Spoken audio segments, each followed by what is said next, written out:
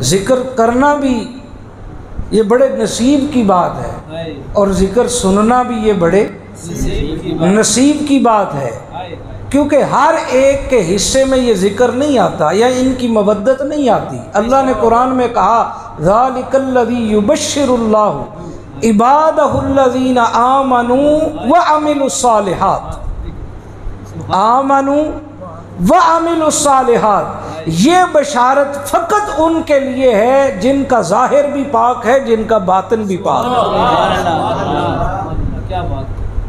ان کی مودت کے لیے، حضور کی آل کی مودت کے لیے بندے کے ظاہر کا بھی پاک ہونا ضروری ہے، بندے کے باطن کا بھی۔ آمنو کہ باطن پاک ہو، عامل الصالحات کے ظاہر بھی کیا ہو؟ پاک ہو۔ فرمایا محبوب جو یہ دو کوالٹیز رکھتے ہو نا، ان کو کہہ لا اسألکم علیہ اجرا الا المودۃ فی القربى۔ سو یہ ہر ایک کے نصیب میں نہیں ہے۔ ہمارے، میں یہ ضروری سمجھتا ہوں، آپ پچھلے 9 دنوں سے ظاہری سی بات ہے فضائل اہل بیت اطہار سن بھی رہے ہیں، سنا بھی رہے ہیں، شہادتیں بھی سن رہے ہیں۔ میں ایک اور پہلو کی طرف تھوڑی سی آپ کی توجہ، پچھلے سال 2 سال میں پاکستان کے اوپر بالخصوص اہالیہ نے پاکستان کے اندر رہنے والے مسلمانوں کے اوپر یہ سال بڑے بھاری گزرے ہیں۔ جو مباحث علامہ صاحب علماء کے درمیان رہنی چاہیے تھیں، بدقسمتی سے وہ سوشل میڈیا کے ذریعے سے عام کی گئیں، اور ان میں جو صرف علماء کا کہہ لیں منصب تھا یا علماء کی ذمہ داری تھی یا علماء کے پاس امانت تھی، وہ نیچے ہر ایک اس شخص کو بھی بولنے کا موقع ملا جس کے پاس رتی برابر بھی علم نہیں تھا۔ اگر میں سادہ لفظوں میں پچھلے 2 سال میں ہونے والی ساری کارروائیوں کو سمیٹوں تو ہمیں اس راہ پر لگایا گیا کہ ہم اہل بیت اطہار اور صحابہ کرام کے درمیان مقابلے بازی کی فضا میں لگ گئے یا لگا دیے گئے۔ میں علامہ صاحب جب پچھلی دفعہ دینا آیا تھا، میں نے اسی محفل میں، وہ جو نقیب محفل تھے، میں نے یہ سنا تھا۔ مطلب ہماری محافل میں یہ کام شروع ہوا کہ اہل بیت اطہار کے درمیان اور صحابہ کرام کے درمیان مقابلے بازی کی فضا کیا کر دی گئی؟ قائم کر دی گئی۔ اور بدقسمتی سے اور انجانے میں ہم لوگ اس بات کی طرف چل پڑے کہ ہم نے ان کے درمیان مقابلہ شروع کر دیا کہ جہاں اہل بیت کا ذکر آیا ہم نے مقابلہ کے طور پہ ان کے مقابلے میں صحابہ کرام کا ذکر کیا کر دیا؟ شروع کر دیا۔ اور جہاں صحابہ کا ذکر ہوا ان کے مقابلے میں کیا کیا گیا؟ اہل بیت اطہار کا۔ آج کی 9 محرم کی رات تھی، ہونا تو یہ چاہیے تھا شہادت بیان ہوتی، لیکن میں سمجھتا ہوں کہ یہ بھی ضروری ہے، یہ بھی ہمارا فرض منصبی ہے کہ ہم یہ باتیں بتائیں۔ یاد رکھیں ایسا کیوں ہوا، ایسا کیوں ہوا، اس میں علماء نے اپنا کردار کما حق ہوا ادا نہیں کیا، اور عامت الناس کو کرنا کیا چاہیے۔ یہ ایک بات، ہمارا تعلق چونکہ منہاج القرآن کے ساتھ ہے اور ہم وہی منہج لوگوں کو بتاتے ہیں جو اللہ اور اس کا رسول عطا کرتے ہیں۔ ایک بات یاد رکھ لیں کلیئر طور پہ کہ ہم اہل سنت، ہمارے پاس جو عقائد ہیں یہ عقیدے ہمیں بریلی شریف سے نہیں ملے، یہ عقیدے ہمیں گولڑا کی سرزمین سے نہیں ملے، یہ عقیدے ہمیں پاک پتن سے نہیں ملے، یہ عقیدے ہمیں بغداد سے نہیں ملے، بلکہ ہمارے پاس جو عقائد ہیں یہ عقائد ہمیں مدینہ کی یونیورسٹی میں اصحاب صفہ کے در سے ملے، وہ عقائد جو پڑھائے مصطفیٰ نے، اتارے خدا نے۔ اب آپ کہیں گے کہ اگر عقائد ہمیں مدینہ کی صفہ یونیورسٹی سے میسر آئے، پھر یہ بغداد کیا ہے، گولڑا کیا ہے، بریلی کیا ہے؟ یاد رکھیں یہ وہ سارے کے سارے علاقے اور وہ خانقاہیں اور یہ مصدر، یہ وہ ہیں جہاں سے ہمیں محافظ میسر آئے۔ یہاں سے ہمیں کیا میسر آئے؟ محافظ میسر آئے، رہبر میسر آئے، عقیدہ نہیں۔ عقیدے کا محافظ ملا، تاجدار گولڑا نے عقیدہ نہیں، عقیدے کی حفاظت کی ہے، اس عقیدے کی جو تاجدار کائنات نے امت کو عطا کیا۔ تاجدار بغداد نے عقیدے کی حفاظت کی جو تاجدار مصطفیٰ صلی اللہ علیہ وسلم نے اس امت کو کیا کیے؟ عطا کیے۔ لہٰذا ہمارے دامن میں عقائد وہ ہیں جو اللہ اور اس کے رسول نے ہمیں کیا کیے؟ عطا کیے، اور ہمارے پاس یہ سارے کے سارے محافظ ہیں، رہبر ہیں، جن کی نسبتیں ہیں، جنہوں نے عقیدے کی حفاظت بھی کی اور ہمیں حفاظت کرنا سکھایا بھی، حفاظت کی بھی اور حفاظت کرنا سکھایا بھی ہمیں۔ یہ بات یاد رکھیں۔ اب یہ مغالطے کہاں پہ لگتے ہیں؟ پہلی بات جہاں پہ مغالطہ لگتا ہے، ایک ہے فضیلت اور ایک ہے افضلیت۔ ایک کیا ہے؟ سارے بولیں، ایک کیا ہے؟ فضیلت اور ایک کیا ہے؟ افضلیت۔ یاد رکھیں فضیلت اور شے ہے، افضلیت۔ قرآن سے مثال دے دوں، اللہ نے فرمایا تلک الرسل فضلنا بعضهم علی بعض، ہم نے بعض رسولوں کو بعض رسولوں پر فضیلت عطا کی۔ کیا عطا کی؟ بعض رسولوں کو بعض پر، میرے ساتھ بولنا ہے، یہ سبق ہے، دہرانا ہے، کیا عطا کی؟ فضیلت عطا کی۔ کیسے؟ اللہ نے آگے مثال بیان کی، فرمایا منہم من کلم اللہ، بعض وہ ہیں جن سے ہم نے کلام کیا۔ کیا کیا؟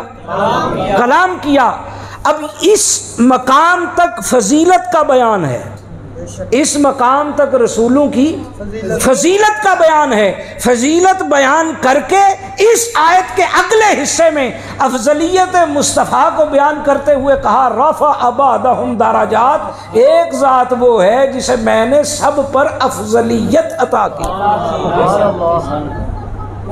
ایک وہ ہے جس کو سب پر کیا عطا کی؟ افضلیت عطا کی۔ اب رسولوں میں بعض کو بعض پر کیا حاصل ہے؟ فضیلت، اور ایک ذات وہ ہے جن کو سب رسولوں پر کیا حاصل ہے؟ افضلیت۔ اور یاد رکھیں اس سے ہمیں تین باتیں سمجھ میں آئیں۔ کتنی باتیں؟ اس آیا کریمہ کے اس حصے سے ہمیں تین باتیں سمجھ آئیں کہ فضیلت اور شے ہے اور افضلیت۔ نمبر دو، فضیلت کے بیان سے افضلیت پر کوئی فرق پڑتا نہیں ہے۔ فضیلت کے بیان سے کسی کی افضلیت پر فرق نہیں پڑتا۔ نمبر تین، فضیلت کا بیان کرنا اور افضلیت کا بیان کرنا یہ اللہ کی سنت ہے۔ فضیلت کا بیان کرنا اور افضلیت کا بیان کرنا یہ کیا ہے؟ اللہ کی سنت ہے۔ اب اسی پر حدیث لے آؤں، تاجدار کائنات صلی اللہ علیہ وسلم حجرہ مبارک میں تشریف فرماتے، صحابہ آپس میں باتیں کر رہے تھے، آپ نکلے، آپ کے کانوں نے سنا کوئی صحابی کہہ رہا ہے آدم صفی اللہ ہے، کوئی کہہ رہا ہے نوح کیا ہیں جی نجی اللہ ہیں، کوئی کہہ رہا ہے موسیٰ کلیم اللہ ہے، کوئی کہہ رہا ہے عیسیٰ روح اللہ ہے۔ اب حضور کے غلام آپس میں بیٹھ کے ان رسولوں کی فضیلتوں کو بیان کر رہے ہیں۔ حضور سنتے سنتے قریب ہوئے، مسکرائے اور پاس کھڑے ہو کے صحابہ کو فرمایا صحابہ یہ میرے بھائی ہیں، اور کوئی شک نہیں کہ آدم کی یہ فضیلت ہے کہ وہ صفی اللہ ہے، اس کی کوئی شک نہیں کہ نوح نجی اللہ ہے، اس میں کوئی شک نہیں کہ موسیٰ کلیم اللہ ہے، عیسیٰ روح اللہ ہے، پر میری طرف دیکھو میں حبیب اللہ، انا حبیب اللہ، اور اس کے ساتھ ہی آگے فرمایا انا قائد المرسلین ولا فخر، اور صرف میں حبیب اللہ ہی نہیں، میں ان سب رسولوں کا قائد بھی ہوں، ان رسولوں کا کیا ہوں؟ قائد ہوں۔ اب دو باتیں جمع ہو گئیں کہ فضیلت کا بیان اور افضلیت کا بیان یہ صرف اللہ کی نہیں، اللہ کے رسول کی بھی کیا ہے؟ یہ دو باتیں یاد ہو گئیں، دوبارہ سے دہرا لیں۔ میرا مزاج ایسا ہے، میں نے علامہ صاحب کو کہا تھا کہ جو میرے پاس ہے میں نے تو وہی دینا ہے، ٹھیک ہے؟ یاد رکھیں، اور ہمارے پاس اپنا تھوڑی ہے، کیوں جی علامہ صاحب؟ یہ تو جن کی جاگ لگائی ہوئی ہے ہیں جی، جن کے دیے سے ہم آگے دے رہے ہیں، اصل سلامی تو ان کو ہے۔ فضیلت اور شے ہے، بولے میرے ساتھ، اللہ آپ کو خوش رکھے، فضیلت اور شے ہے، افضلیت اور شے ہے۔ فضیلت اور افضلیت، کسی کی فضیلت کو بیان کرنے سے افضلیت پر کوئی فرق آتا نہیں ہے۔ ایک اور مثال سے بات واضح کر دوں، ہے نہیں؟ ہم اکثر سنتے ہیں کہ حضرت نوح علیہ نبینا علیہ السلام نے کتنے سال تبلیغ فرمائی؟ کم و بیش 950 سال۔ کتنے؟ اب اللہ کے اولو العزم پیغمبر ہیں اور 950 سال عبادت اور تبلیغ کی، فقط 80 مسلمان ہوئے۔ کتنے؟ فقط 80 مرد و زن، اور ادھر حضور کا ایک غلام ہے اجمیر کا رہنے والا ہے، 90 لاکھ کو کلمہ پڑھا دیا۔ کتنے کو؟ اب خواجہ اجمیر کی یہ فضیلت بیان کرنے سے حضرت نوح کی افضلیت پر کوئی فرق پڑتا؟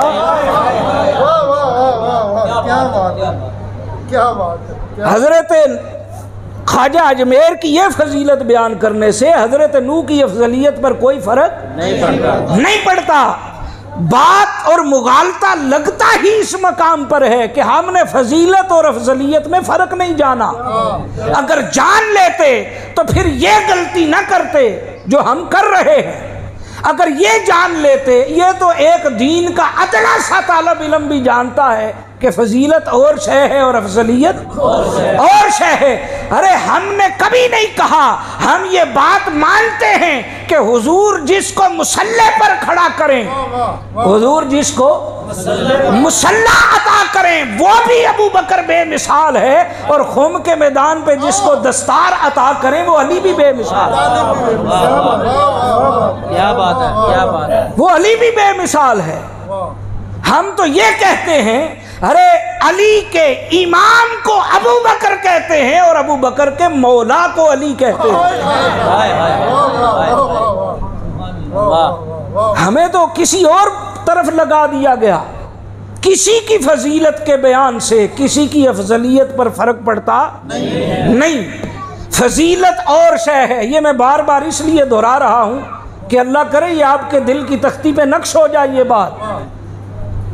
فضیلت اور ہے، افضلیت کسی کی فضیلت کے بیان سے کسی کی افضلیت پر فرق پڑتا نہیں ہے۔ اور فضیلت اور افضلیت کا بیان یہ اللہ اور اس کے رسول کی کیا ہے؟ سنت ہے۔ اب آ جائیں کہ اگر یہ جو ہم کر رہے ہیں یہ پھر کیا ہے؟ یہ جو ہم کر رہے ہیں، یاد رکھیں اللہ کے دربار میں سب سے پہلے مقابلے بازی کی فضا پیدا کرنے والے کو ابلیس کہتے ہیں۔ اس نے کہا تھا خلقتنی من نار وخلقہ من طین، مجھے تو نے آگ سے پیدا کیا اور آدم کو مٹی سے۔ اللہ کے ہاں تو سارا معیار فضیلت اور افضلیت کا ہے، اللہ کے ہاں تو مقابلہ ہے ہی نہیں۔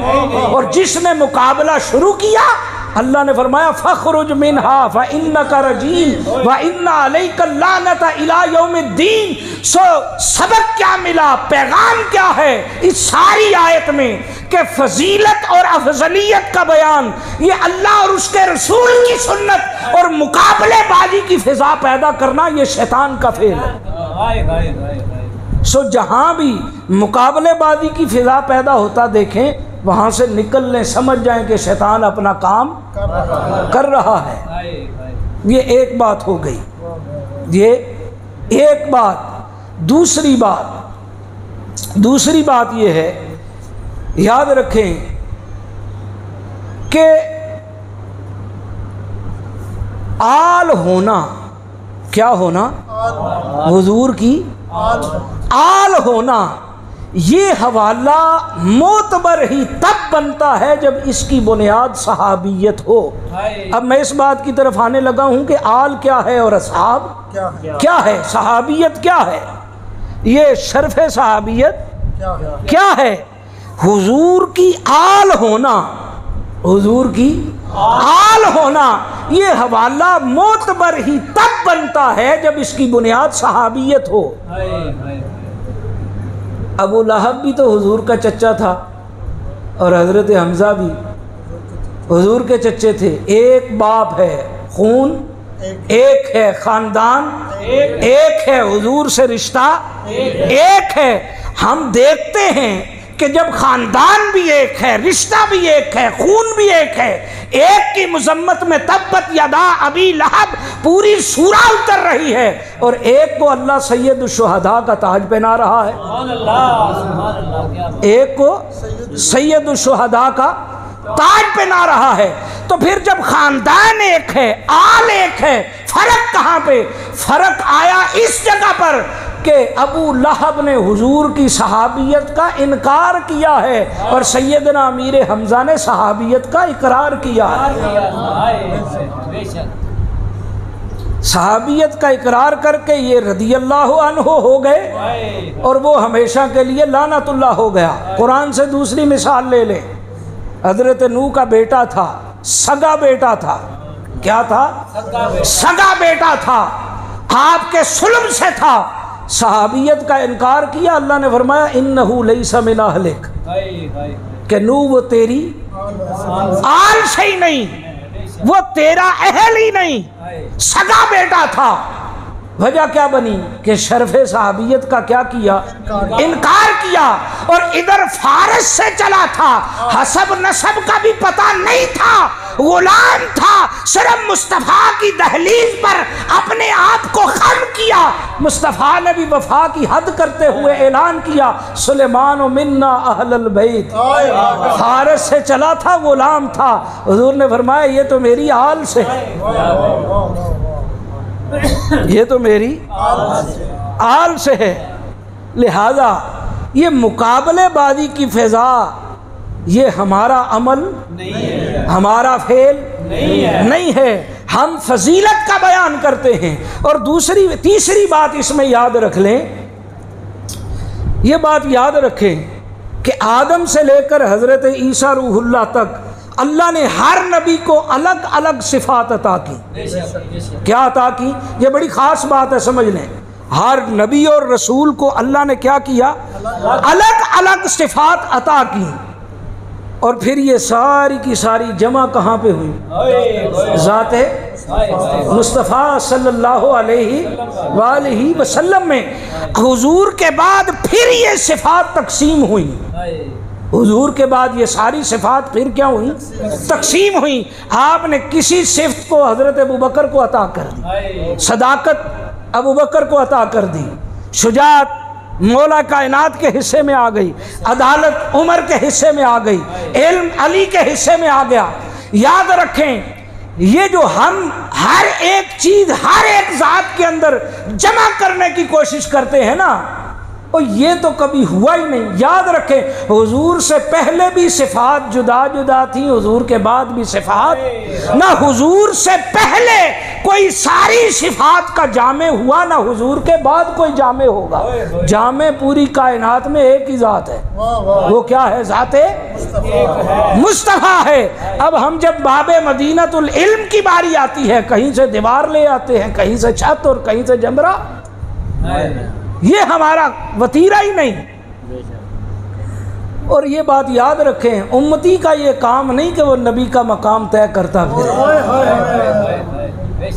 مرید کا یہ کام نہیں کہ وہ پیر کا مقام طے کرے، اولاد کا کام نہیں کہ وہ اپنے ماں باپ کا مقام طے کرتی پھرے، ارے یہ مقام طے کرنا اللہ کا کام ہے کہ اس نے صحابہ کو محمد الرسول اللہ والذین معہ کا تاج پہنایا، آل کو الا المودۃ فی القربیٰ کا تاج پہنایا۔ یہ مقام اس نے طے کر رکھے ہیں، ہمارا کام نہیں ہے۔ اور یاد رکھیں، اب میں اس ساری گفتگو کے آخری حصے کی طرف بڑھ رہا ہوں کہ ہمارے نزدیک پھر ہے کیا؟ ہمارے نزدیک پھر فضیلت کیا ہے اور افضلیت کیا ہے؟ اب میں آل کی فضیلت اور افضلیت بتانے لگا ہوں، چونکہ موقع ان کا ہے، موقع ان کا ہے، اور آل کی فضیلت و افضلیت بیان کرنے سے کسی کی افضلیت و فضیلت پر فرق پڑتا نہیں ہے۔ اور یہ کس کی سنت ہے؟ اللہ اور اس کے رسول کی سنت۔ اب آ جائیں، میں نے عنوان کے طور پہ جو آیا کریمہ پڑھی، اس آیا کریمہ کی طرف اللہ نے فرمایا کنتم خیرا، یار یہاں تو مسکرائیں، یہ ہماری تعریف ہے، یہ کسی اور کی نہیں، یہ ہماری تعریف ہے۔ اللہ نے فرمایا تم کیا ہو؟ سب سے اونچا بولے، سب سے، بھائی سارے بولے نہ ہیں، پیڑے پیڑے ہو کے بول رہے، سب سے کیا ہیں؟ بہترین امت ہیں۔ یہ ہمارے بارے میں کہا، یہ جو ہم بیٹھے ہیں، یہ جو ہم بیٹھے ہیں، کہا مصطفیٰ کی امت تم سب سے کیا ہو؟ بہتر ہو۔ حالانکہ ہمیں اپنے اندر پتہ ہے کہ ساری زندگیاں گناہوں میں، نافرمانی میں، بدبختی میں، شقاوت میں ہیں جی، لیکن اس کے باوجود اللہ کہتا ہے کہ تم سب سے کیا ہو؟ بولیے کیا ہو؟ اگر ایک اور بات بتائیں، کیا ہم سے پہلے امتیں نہیں آئی؟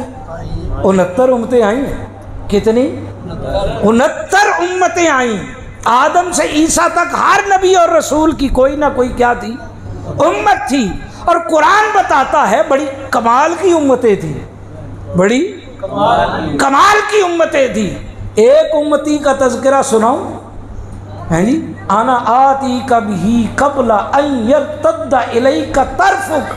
اس نے کہا تھا اے سلیمان، یہ نہیں کہ آنکھ بند کرے گا تو بند کرنے سے پہلے، کہا آنکھ کے بند کرنے سے بھی پہلے، آنکھ کے بند ہونے سے بھی پہلے، فلما رآہ مستقرا، وہ جب دیکھا نا تو بے ساختہ کہہ اٹھے ھذا من فضلی ربی، ہم سے پہلی امتوں میں بھی اللہ کا فضل اتنا تھا۔ اور وہ ایک امتی تھا جس کی یہ شان تھی۔ دوسری مثال دوں قرآن سے، کاف کا ذکر ہے کہ نہیں؟ اصحاب کاف کا، اللہ نے 350 سال تک، کتنے سال تک؟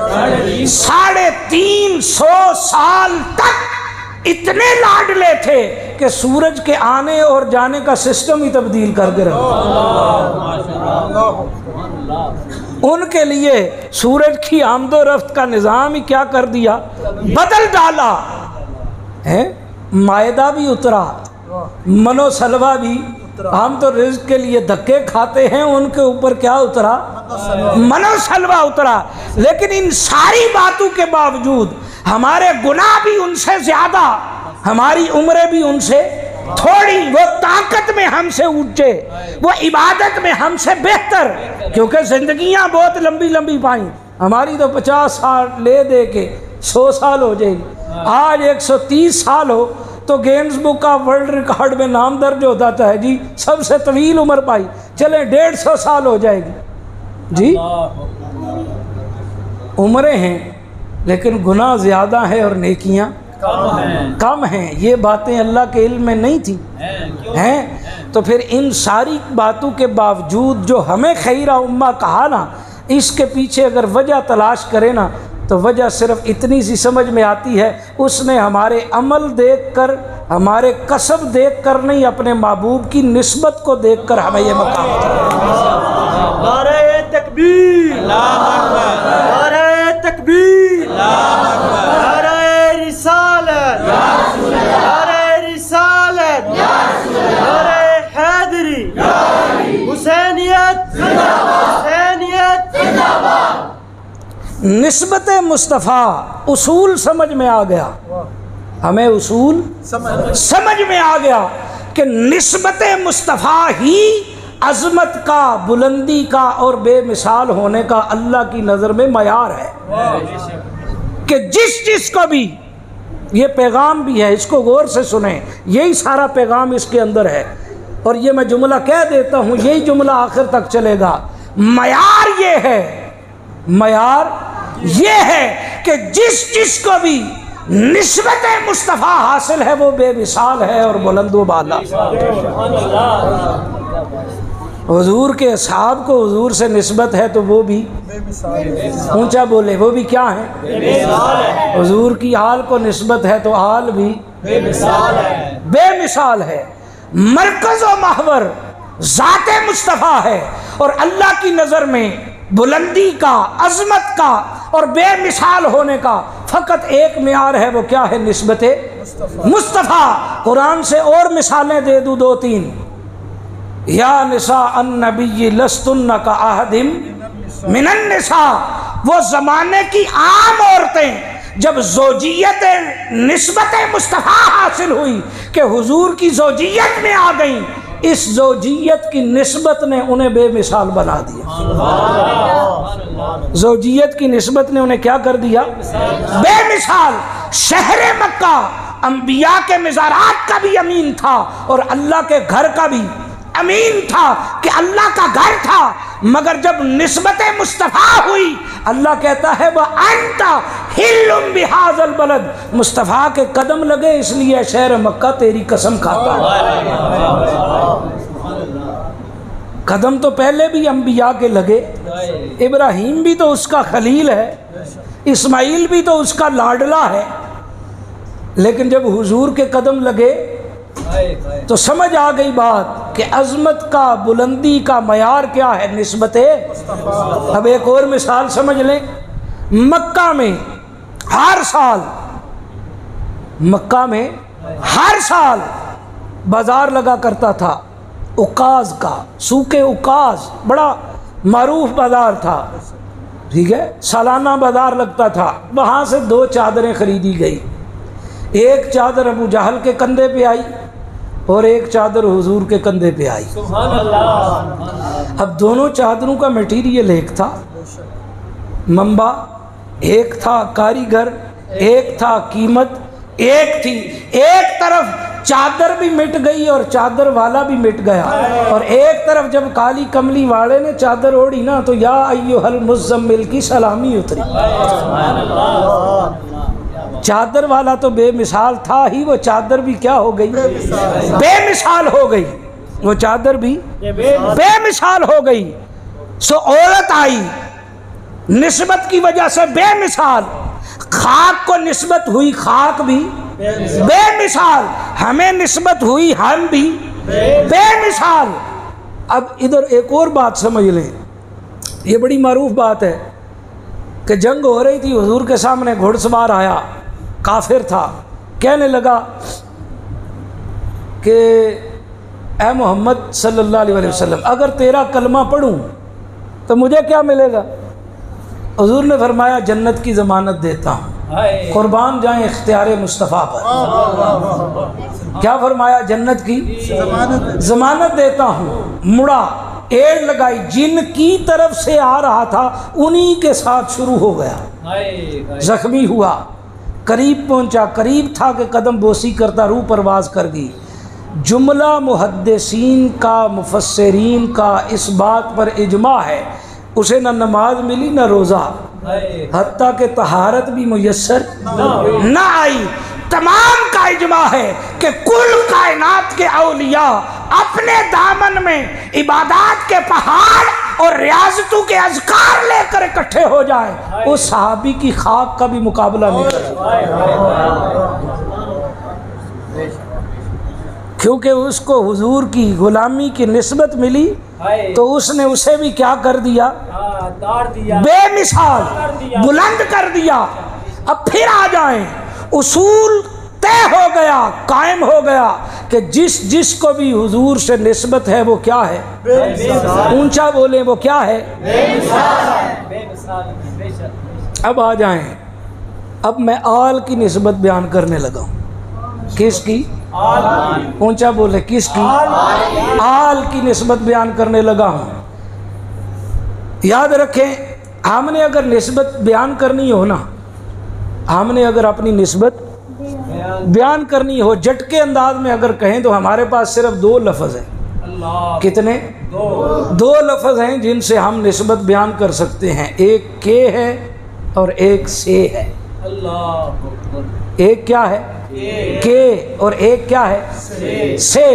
مثلا جب ہم کہتے ہیں نا، ہم کہتے ہیں ہم حضور کے امتی ہیں۔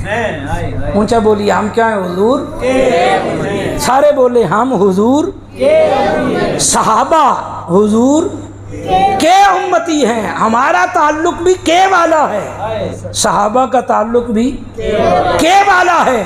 حضور کی ازواج کا تعلق بھی کے والا ہے، خاک کے والا تعلق ہے، چادر کے والا تعلق ہے، حضور کی چادر، حضور کی ازواج، حضور کے روزے سے، حضور کے جسم سے مس ہونے والی خاک، روضۃ من ریاض الجنہ ہے جی۔ مدینہ کے اندر وہ جو ٹکڑا ہے اس میں ایسی کیا خاص بات ہے کہ اللہ نے روضۃ من ریاض الجنہ، اس کے سوا تو کچھ بھی نہیں کہ کثرت کے ساتھ نالین مصطفیٰ لگے، حضور کے قدم لگے ہیں کثرت کے ساتھ، تو اللہ نے اسے بھی کیا بنا دیا؟ روضۃ من ریاض الجنہ، کہ جنت کے باغات میں سے کیا ہے؟ باغ ہے۔ اب اس کا بھی حضور سے تعلق کیا ہے؟ کے والا۔ کائنات کے اندر جس کا بھی حضور سے تعلق ہے وہ کے والا ہے، مگر کل کائنات میں 4 ہستیاں ہیں جن کا تعلق سے والا ہے۔ فرمایا علی منی، علی مجھ سے ہے، حسین منی، حسین مجھ سے ہے، الحسن منی، حسن مجھ سے ہے، فاطمہ بدعۃ منی، فاطمہ میرے جگر سے ہے۔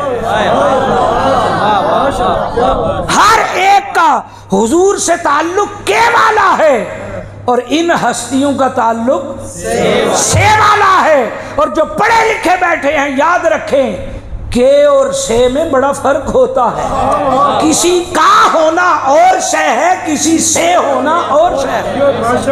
نعرے تکبیر، نعرے رسالت، نعرے حیدری، حسینیت زندہ باد، حسینیت زندہ باد، حسینیت زندہ باد۔ اور بات یہاں تک رہتی نا تو ان کی عظمت میں کوئی شک نہیں تھا، بات یہاں تک رہتی تو ان کی عظمت میں کوئی شک نہیں تھا۔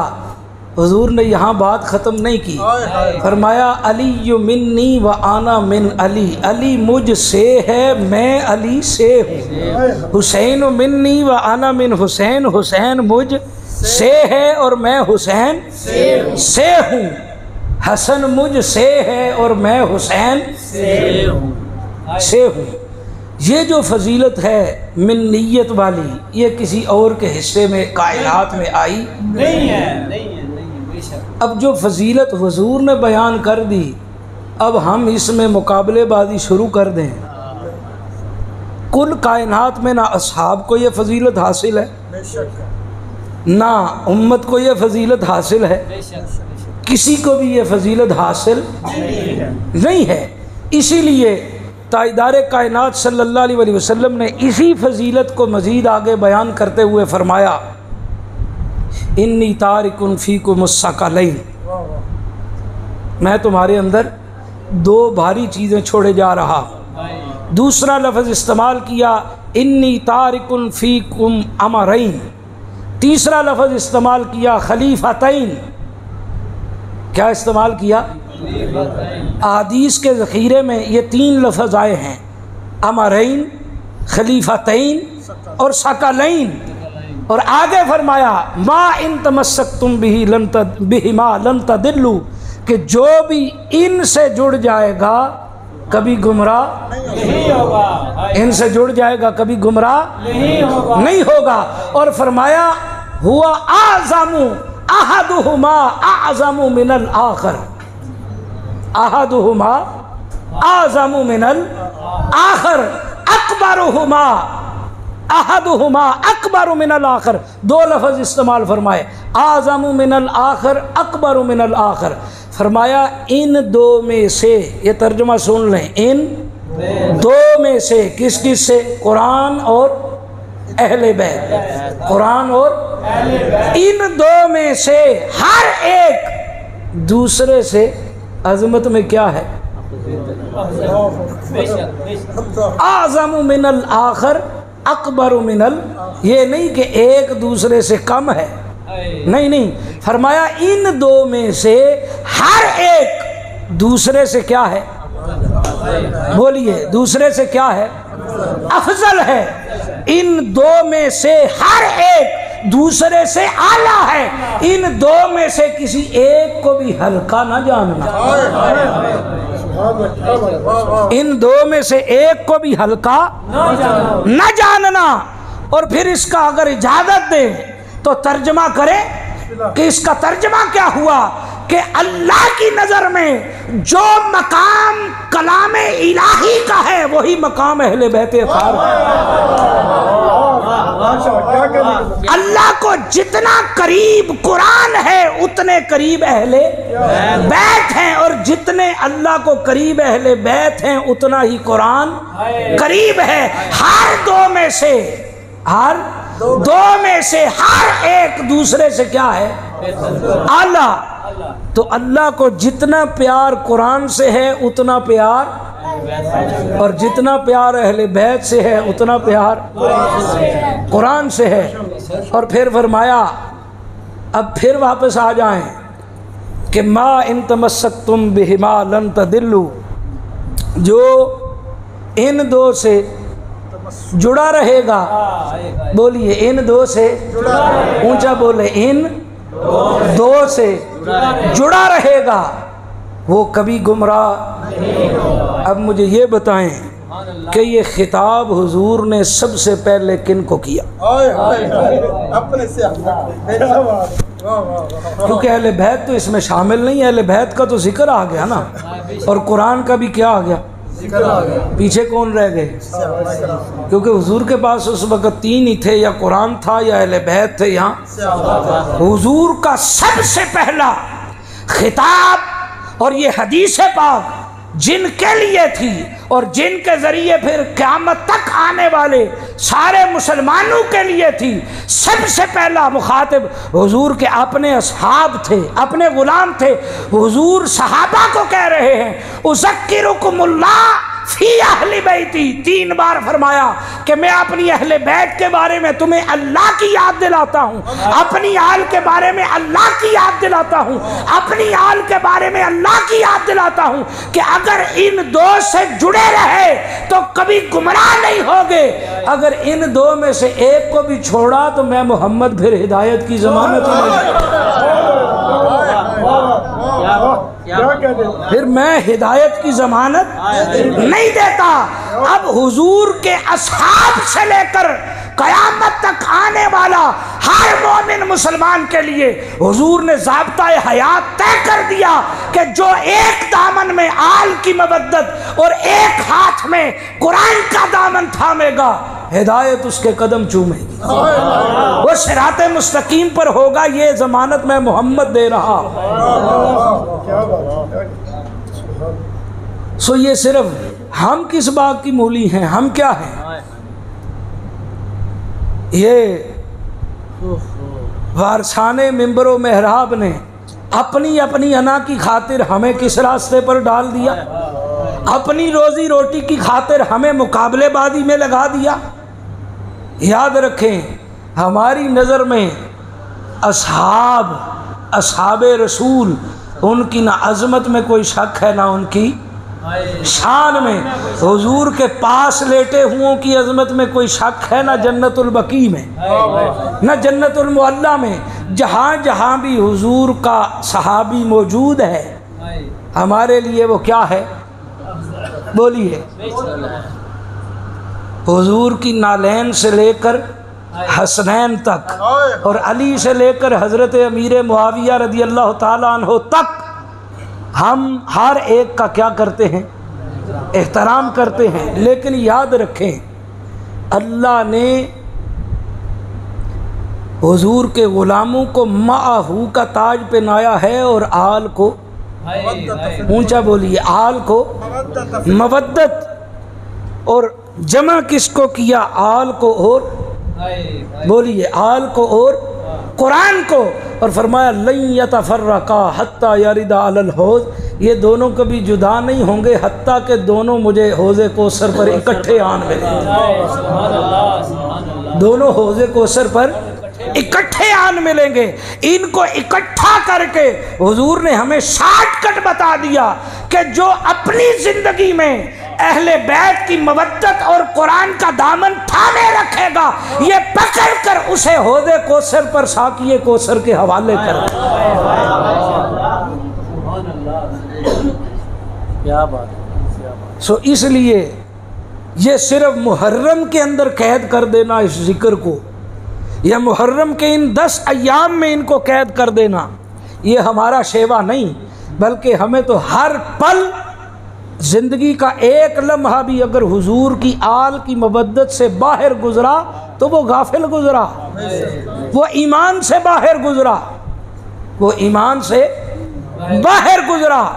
سو اہل سنت کا عقیدہ یہ ہے کہ ہمارے لیے مرکز و محور کیا ہے؟ ذات، اونچا بولیے، مرکز و محور کیا ہے؟ ذات۔ جس کو بھی حضور سے نسبت ہے ہمارے لیے وہ کیا ہے؟ بے مثال، بلند و بالا ہے، عظمت والا ہے۔ اور اس میں بھی کوئی شک نہیں کہ جو فضیلت و افضلیت آل کو حاصل ہے وہ کسی اور کو حاصل نہیں، اور کسی کی فضیلت کے بیان سے کسی کی افضلیت پر کوئی فرق پڑتا نہیں، اور فضیلت و افضلیت کا بیان کرنا یہ اللہ اور اس کے رسول کی کیا ہے؟ سنت ہے، اور مقابلے بازی کی فضا پیدا کرنا یہ کس کا کام ہے؟ اونچا بولیے، کس کا کام ہے؟ شیطان کا کام ہے۔ اور پیغام یہ ہے کہ آل کی مودت اور قرآن، آل کی مودت اور یہ آپس میں کیا ہیں؟ بولیے، یہ آپس میں کیا ہیں؟ ایک ہے، یہ علیحدہ نہیں ہیں۔ اور ان کی جو فضیلت ہے حضور نے اپنے طرز عمل سے ہمیں بتایا بھی، صرف یہ بات بیان نہیں کی، صرف یہ بات بیان نہیں کی، حضور نے اپنے طرز عمل سے حضور اگر امام علی مقام کو کندھے پہ سوار کرنا صرف حضور کا شوق ہوتا تو 4 دیواری کے اندر بھی گھما پھرا سکتے تھے، اپنے گھر کی 4 دیواری کے اندر بھی گھما پھرا سکتے تھے۔ ان کو کندھوں پہ بٹھا کر مدینہ کی گلیوں میں گھما کر ان کی عظمت بتانا مقصود تھا، سجدے میں ان کو سوار کرا کے اپنی کمر پر ان کی افضلیت بتانا مقصود تھا۔ اور صرف اتنا ہی نہیں، وہ ایک صحابی نے جو منظر دیکھا تھا، تھوڑا سا پردہ سرکا تو اس نے دیکھا کہ حضور کے یہ گھٹنے بھی زمین پر ہیں اور ہاتھ بھی زمین پر، اور کمر پر حسین سوار ہیں۔ حضور کی زلفیں 2 حصوں میں تقسیم ہیں، ایک سرا دائیں ہاتھ میں ہے اور ایک سرا بائیں ہاتھ میں، جدھر کو حسین موڑ رہے ہیں ادھر کو نبوت مڑ رہی ہے، دائیں موڑتے ہیں حضور دائیں مڑ جاتے ہیں۔ اور صرف اتنا ہی نہیں، حضور کہہ رہے ہیں نعم الجمل و جملکم، ہے تمہارا اونٹ کتنا خوبصورت ہے۔ یہ آپ کا کیا خیال ہے؟ صرف حضور شوق نبھا رہے تھے، اور حضور کوئی عام ہستی ہیں کہ وما ینطق عن الہوا کے تحت کوئی قول بھی حضور کا خدا کی مرضی کے بغیر نہیں، اور ان اتبع الا ما یوحی کے تحت کوئی عمل بھی حضور کا خدا کی مرضی کے بغیر نہیں۔ تو ان دونوں باتوں کو جمع کریں تو سمجھ یہ آتی ہے کہ یہ فقط حضور کی منشا نہیں تھی، حکم خداوندی بھی تھی۔ ان کو کندھوں پہ اٹھانا، کمر پہ بٹھانا، ان کے لیے ممبر چھوڑنا، یہ صرف حضور کی منشا نہیں، پیچھے حکم خداوندی بھی تھا۔ اللہ ہم سب کو عمل کی سمجھ کی توفیق عطا فرمائے۔ وآخر دعوانا ان الحمدللہ رب العالمین۔